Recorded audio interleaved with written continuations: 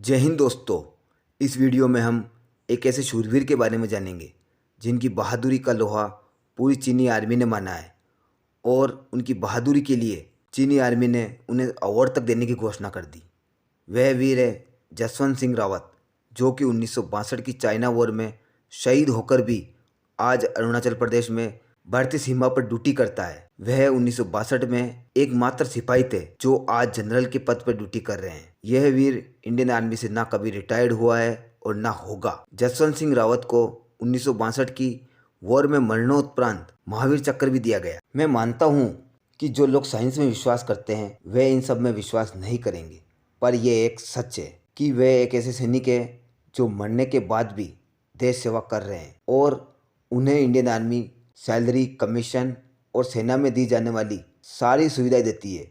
वो छुट्टी भी जाते हैं। तो आइए जानते हैं कि वो शहीद होने के बाद भी कैसे देश सेवा कर रहे हैं और उन्होंने कैसे चीनी सेना को 72 घंटे तक भारतीय सीमा में नहीं घुसने दिया, फिर भी उनका क्यों कोर्ट मार्शल किया गया।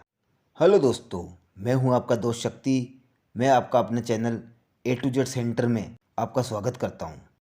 जसवंत सिंह रावत, जो कि आज बाबा जसवंत सिंह के नाम से जाने जाते हैं, इनका जन्म उत्तराखंड के पौड़ी ज़िले में एक बहुत ही गरीब परिवार में हुआ। उनके पिता गुमान सिंह रावत, जो कि मजदूरी करते थे, वो मुश्किल से 2 वक्त की रोटी का जुगाड़ कर पाते। उनकी माता एक गृहिणी थी। जसवंत सिंह रावत 4 भाई बहनों में सबसे बड़े थे, इसलिए उन्हें जिम्मेदारी का एहसास बचपन से ही था। उन्होंने भूखमरी को बहुत करीब से देखा है, लेकिन फिर भी उन्होंने मैट्रिक तक पढ़ाई की। 17 वर्ष की छोटी उम्र में ही उन्होंने पहली बार इंडियन आर्मी की भर्ती में गए, पर उम्र कम होने के कारण उन्हें निकाल दिया गया। उसके बाद उन्होंने अपना घर चलाने के लिए कुछ समय तक मजदूरी की। जब वे 1960 में 18 वर्ष के हो गए, तब उन्होंने दूसरी बार इंडियन नेवी में ट्राई किया, जहां उन्हें 1 इंच हाइट कम होने के कारण बाहर निकाल दिया। उनके पास घर आने के पैसे भी नहीं थे, इसीलिए उन्होंने वहीं पर चल रही इंडियन आर्मी की भर्ती में ट्राई किया, जहां उनका सिलेक्शन हो गया। उन्हें ट्रेनिंग के बाद गढ़वाल राइफल में कमीशन मिला। 1962 में चाइना ने वॉर स्टार्ट कर दी, इसीलिए जसवंत सिंह की टुकड़ी को अरुणाचल प्रदेश के चाइना बॉर्डर पर सैनिक बंकर बनाने के लिए भेजा गया, जहां उन्होंने सैनिक बंकर तैयार कर दिए। इसी दौरान चीन ने घुसपैठ कर दी और लड़ाई शुरू हो गई। चीन उस समय भारत से ज़्यादा ताकतवर था और उनके सैनिक संख्या में ज़्यादा थे। इस कारण भारत सरकार ने गढ़वाल रेजिमेंट को पीछे हटने का ऑर्डर दिया, लेकिन जसवंत सिंह और उनके 2 साथियों ने यह ऑर्डर नहीं माना। उन्होंने अपनी पूरी बटालियन को वापस भेज दिया और खुद मोर्चा संभाल लिया। तीनों भारतीय सैनिक चीन की एक पूरी बटालियन से बहादुरी से लड़ रहे थे। बाद में बाबा के दोनों साथी भी शहीद हो गए। अब बाबा अकेले ही बचे, पर उन्होंने हार नहीं मानी। वे अलग अलग बंकरों में जाकर चीनी सेनाओं पर गोलियां बरसा रहे थे, जिससे चीनी सेना को लग रहा था कि वह एक पूरी बटालियन का सामना कर रहे हैं। बाबा ने अकेले ही 300 से अधिक चीनी सैनिकों को मार गिराया था।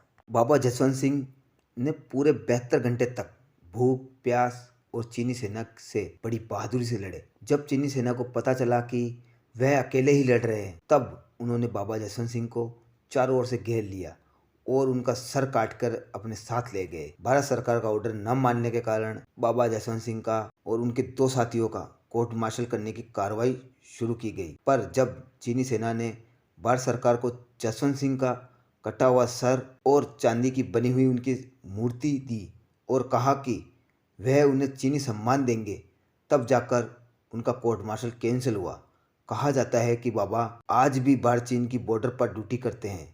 उनका भारत चीन बॉर्डर पर एक मंदिर भी बना हुआ है, जहां रोज़ उनके कपड़े प्रेस करके रखे जाते हैं, उनके जूते पॉलिश करके रखे जाते हैं, पर रोज़ सुबह उनके कपड़े और जूते गंदे मिलते हैं। रात में ड्यूटी कर रहे जवान की कभी आंख लग जाती है तो बाबा उन्हें थप्पड़ मार कर जगा देता है। उनकी ड्यूटी के लिए उनके घर वालों को हर महीने तनख्वाह भी भेजी जाती है। उन्हें छुट्टी, प्रमोशन भी दिया जाता है और सभी सेवाएं भी दी जाती है जो एक आम जवान को दी जाती है। आज वे शहीद होने के बाद भी इंडियन आर्मी में जनरल के पद पर हैं। जब भी भारत चीन की सैन्य वार्ताएं होती है, तब वहाँ पर एक कुर्सी बाबा की लगाई जाती है और उन्हें सम्मान दिया जाता है। ऐसे वीर युगों युगों में एक बार पैदा होते हैं। ऐसे वीरों का हमें पूरा सम्मान करना चाहिए, जिन्होंने हमें सुरक्षित रखने के लिए अपना बलिदान हंसते हंसते दे दिया।